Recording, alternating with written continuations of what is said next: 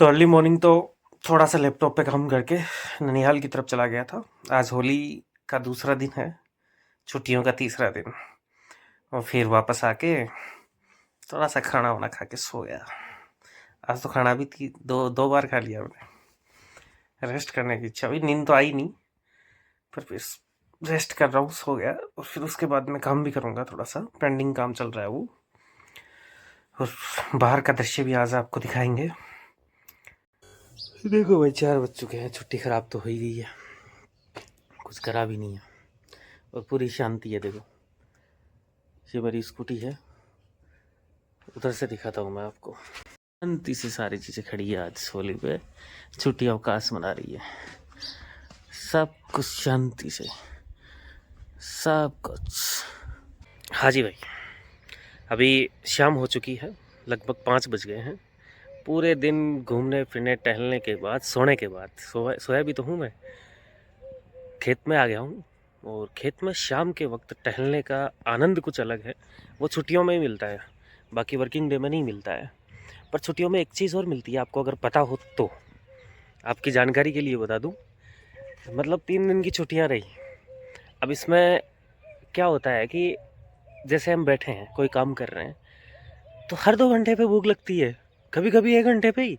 कभी किचन की तरफ जाते हैं तभी भी भूख लग जाती है।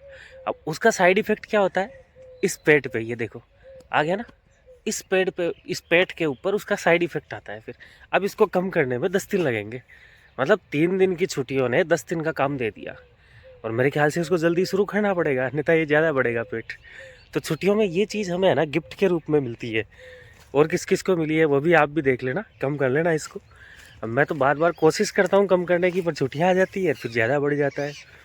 ये देखिए, खेतों में तो यही है, खाली जगह है, बट ज़िंदगी का थोड़ा सा सुकून सा है। पर आजकल कम है सुकून, गाँव में भी। गाँव में तो क्या आजकल लड़ाई झगड़े चलते हैं, शहरों में कम से कम ये तो है कि आस पड़ोस तो पता ही नहीं है कौन है। पर गाँव में क्या है कि सिर की भी लड़ाई होती है। तो थोड़ा सा गलत है गाँव में, बाकी और सब ठीक होता है। तो आप लोग भी बताइए कमेंट करके कि आप लोगों की छुट्टियाँ कैसी रही, और आपने भी आनंद लिया या मेरी जैसी समस्या आपके साथ भी हुई।